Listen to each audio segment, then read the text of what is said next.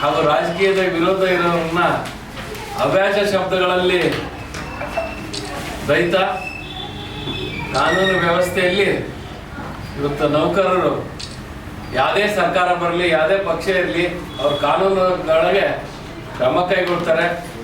ಆದರೆ ಹರೀಶ್, ನಾನು ವಿರೋಧ ಪಕ್ಷ ನಾಯಕ, ಏನು ಬೇಕಾದ್ರೆ ಮಾತಾಡಬಹುದು ವಿರೋಧ ಪಕ್ಷದ ಶಾಸಕನಾಗಿ ಅಂಥೇಳಿ ಅಧಿಕಾರಿಗಳಿಗೆ ನೀವೆಲ್ಲ ನೋಡಿ, SP ಮೇಡಮ್ ಅವರಿಗೆ ಅಂದರು, ಮೊನ್ನೆ DC ಅಂದರು, ನನ್ನ ಎದುರಿಗೆ ಹರಿಹರದ ಒಬ್ಬ ಕಮಿಷನರಿಗೆ ಏನು ಏಕವಚನ ಮಾತಾಡಿದ್ರು ಆಫೀಸ್ ಓಪನ್ ಮಾಡಿದಾಗ.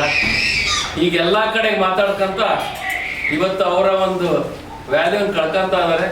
ಇವತ್ತು ಜನಪ್ರತಿನಿಧಿಗಳು ಎಲ್ಲ ಕಾರ್ಯಕ್ರಮಗಳು ಯಾಕೆ ಕರೀತಾರೆ ಅಂದರೆ ಹಿತವಚನಗಳನ್ನ ಹೇಳ್ರಿ ಅವ್ರನ್ನ ಫಾಲೋ ಮಾಡಲಿ ಅಂತ ಇರುತ್ತೆ.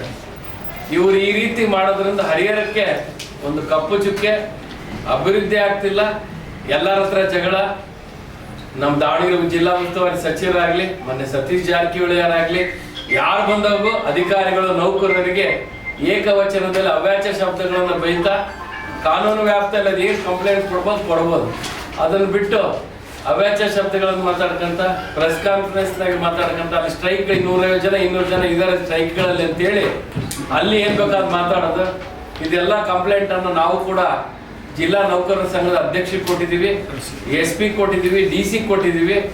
ಅದರ ಸಲುವಾಗಿ ಹರಿಹರದ ಮಾಜಿ ಶಾಸಕರಾದ ರಾಮಪ್ಪನವರು, ನಂದಿಗಾವಿ ಶ್ರೀನಿವಾಸ್ ಅವರು, ಬ್ಲಾಕ್ ಅಧ್ಯಕ್ಷಗಳಾದಂಥ LB ಹನುಮಂತಪ್ಪ, ಅಬಿದ್ದಾಲಿ ಅವರ ನೇತೃತ್ವದಲ್ಲಿ ಬೃಹತ್ ಪ್ರತಿಭಟನೆಯನ್ನ ಶನಿವಾರ ಬೆಳಿಗ್ಗೆ 24ನೇ ತಾರೀಕು ಬೆಳಿಗ್ಗೆ 11 ಗಂಟೆಗೆ ಹರಿಹರದ ಫಕೀರಸ್ವಾಮಿ ಮಠದಿಂದ ಪ್ರಾರಂಭವಾಗಿ ಗಾಂಧಿ ಸರ್ಕಲ್ ಬೃಹತ್ ಪಠನೆ ಮಾಡಿ ಮೆರವಣಿಗೆ ಇದೆ. ಅದರ ನೇತೃತ್ವವನ್ನು ನಮ್ಮ ಜಿಲ್ಲಾಧ್ಯಕ್ಷ SV ಮಂಜಪ್ಪನವರು ವಹಿಸ್ಕೊಂತಾರೆ.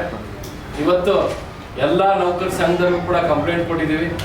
ಅವರ ಒಂದು ಕೆಲಸ ವೈಖರಿಗಳು ಇವತ್ತು ಮಾದರಿ ಆಗಿರ್ಬೇಕು. ಆದ್ರೂ ಅವ್ಯಾಚ ಶಬ್ದಗಳನ್ನು ಮಾತಾಡ್ತಾ ತಮ್ಮ ಘನತೆಗೆ ತಾವೇ ಕುಂದು ತರ್ಕಂತ ಇವತ್ತು ಜನಗಳಿಗೆ ಒಂದು ದಾವಣಗೆರೆ ಜಿಲ್ಲೆಗೆ ಒಂದು ಕಪ್ಪು ಚುಕ್ಕೆ ಅಂದರೆ BP ಹರೀಶ್ ಅವರು ತಮ್ಮ ವರ್ತನೆಯನ್ನು ಅವರು ಬದಲಾಯಿಸ್ಕೋಬೇಕು. ಇಲ್ದಿದ್ರೆ ನಾವು ಕೂಡ ನಾವೇ ಯಾವುದಕ್ಕೂ ಹಿಂಜರಿಯಲಿಲ್ಲ ಅಂತ ಹೇಳಕ್ ಇಷ್ಟಪಡ್ತೀನಿ.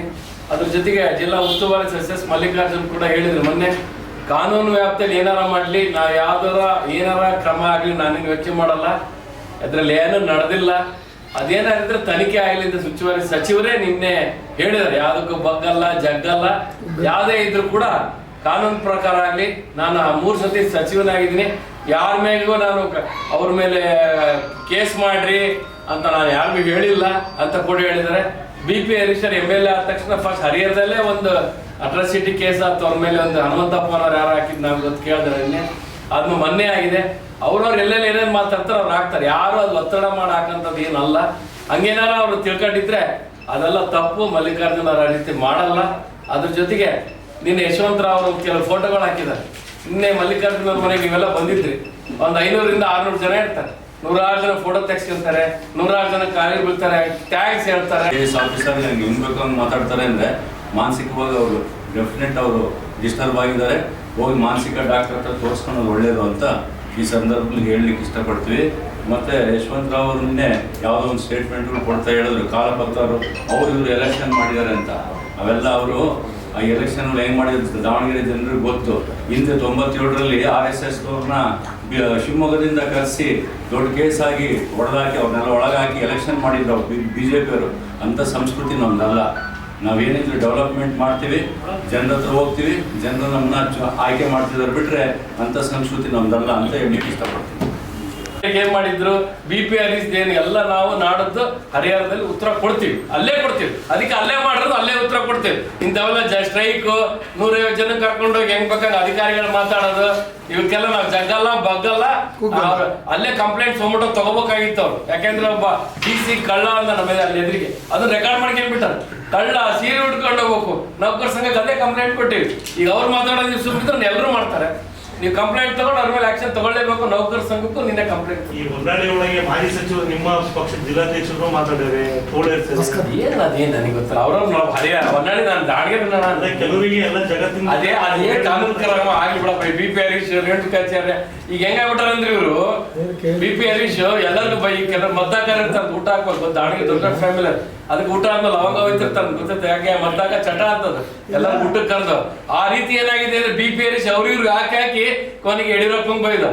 ರೇಣುಕಾಚಾರಿ ಬೈದ, ವಿಜಯೇಂದ್ರನ್ ಬೈದ, ಎಲ್ಲರೂ ಬೈಯದೆ ಹಂಗ ಬಿ ಪಿ ಹರೀಶ್ಗೆ ಅದೊಂದು ಎಲ್ಲರೂ ಬೈದು ಅದು ಹೇಳ್ತದೆ ಆ ಥರ ಆಗ್ತಾರ. ಪಾಪ ನಾನು ಏನ್ ಮಾಡಿ, ಕೆಲವರು ಊಟಕ್ಕೆ ಕರೆದ್ರೆ ಹಂಗ ಆಗ್ತಾರೆ. ದಾಳಿಗೆ ದೊಡ್ಡ ಫ್ಯಾಮಿಲಿಗಳಲ್ಲಿ ಯಾರ ಕೆಳಗಡೆ ಅದು ಲವಂಗ ಊಟ ಆದ್ಮೇಲೆ ನಾನು ಯಾರು ಹೇಳ್ತೇನೆ, ಎಲ್ಲಕ್ಕೇನ ಸಾರಿ ಹಂಗೆ ಇವ್ರು ಏನ್ ಮಾಡಿ ಎಲ್ಲರೂ ಬೈಕ್ ಬಂದು ಏನಾಗ್ಬಿಟ್ಟು ವಿಜಯೇಂದ್ರಗೂ ಬಿಡವಲ್ಲ, ರಾಘೇಂದ್ರಗೂ ಬಿಡವಲ್ಲ, ಯಡಿಯೂರಪ್ಪಗೂ ಬಿಡವಲ್ಲ, ಹಂಗಾಗ್ಬಿಟ್ಟಾನೆ. ಅವ್ರ ಪಾರ್ಟಿಯವ್ರಿಗೂ ಬೈಯದೆ, MP ಗಳಿಗೂ ಬೈಯದೆ, MLA ಗಳಿಗೂ ಬೈಯದೆ, ಮಿನಿಸ್ಟರ್ಗೂ ಬೈಯದೆ. ಆ ಸತೀಶ್ ಜಾರಕಿಹೊಳಿ ಪಾಪ ಅರ್ಧ ಗಂಟೆ ಅವ್ನು ಗ್ರೂಪ್ ಹಾಕೊಂಡಂತ ಕಾರ್ಯಕ್ರಮ ಇದೆ, ನಾವು ಬರ್ತೀನಿ ಅಲ್ಲೂ ಅವ್ರಿಗೂ ಕಂಪ್ಲೇಂಟ್ ಕೊಟ್ಟಲ್ಲ. ಅಲ್ಲೂ ನಮ್ಗೆ ಡೂಡಾ ಅಧ್ಯಕ್ಷ ನಾವು ಯಾರ ದಾವಣಗೆರೆ ಹರಿಹರ ನಗರಾಭಿವೃದ್ಧಿ ಪ್ರಾಧಿಕಾರ ಅಂತ ಹರಿಹರದಲ್ಲಿ ಒಂದು ಆಫೀಸೇ ಇದ್ದಿಲ್ಲ, ಒಂದು ಆಫೀಸ್ ಮಾಡಿದ್ರೆ ಅದಕ್ಕೂ ಖಾತರಿ ಕಂಪ್ಲೇಂಟ್ ಕೊಟ್ಟ. ಅಲ್ಲಿ ಕಂಪ್ಲೇಂಟ್ ಕೊಟ್ಟಾನ. ಹಿಂಗ ಅಲ್ಲಿ ನಾವು 5 ಕೋಟಿ ಹಾಕಿ ಬಿಸಿರ್ತಿ ಹರಿಹರಕ್ಕೆ ಯಾರು ಇಷ್ಟು ವರ್ಷ ಹಾಕಿದ್ದಿಲ್ಲ. ಅವ್ನು ಏನಾಗೈತೆ ನಾವು ಎಲ್ಲರ ಮೇಲೂ ಕಂಪ್ಲೇಂಟ್, ಎಲ್ಲರ ಮೇಲೆ ಅಧಿಕಾರಿಗಳ ಮೇಲೆ ಕಂಪ್ಲೇಂಟ್, ನೌಕರ ಮೇಲೆ ಕಂಪ್ಲೇಂಟ್, ಸಚಿವರ ಮೇಲೆ ಕಂಪ್ಲೇಂಟ್, ಎಲ್ಲರ ಮೇಲೆ ಕಂಪ್ಲೇಂಟ್ ಕೂಗಾಡೋದು ಮಾನಸಿಕ ಅಸ್ವಸ್ಥ ಆಗಿದೆ ಅಂತ ಕಾಣ್ತತೆ. ದಯವಿಟ್ಟು ಅವ್ನಿಗೆ ಬೇರೆ ಪ್ರಾಬ್ಲಮ್, ಮನಿ ಪ್ರಾಬ್ಲಮ್ ಇದೆಯಾ, ಬೇರೆ ಮನಿ ಪ್ರಾಬ್ಲಮ್ ಇದ್ರೆ ಯಾಕಂದ್ರೆ ಮನೆಗೆ ಬೆಳಗಿಂದ ನಮಗೆ ಕಿಟಕಿಟಿ ಮಾಡಿದ್ರೆ ಹೆಂಡ್ತೀರಿ ಏನಾಗತ್ತಿಂದ ಹೊರ ಬಂದು ಎಲ್ಲ ಜಗಳ ಅನ್ಸುತ್ತೆ. ಏನಮ್ಮ ಹಂಗಾಗಿ ಅವಾಗ ನಮಗೆ ಬೆಳಗ್ಗೆ ಸಮಾಧಾನ ಇರಲ್ಲ, ಯಾರು ಎದುರು ಸಿಕ್ಕರೆ ಭಯನ ಅನ್ಸುತ್ತೆ.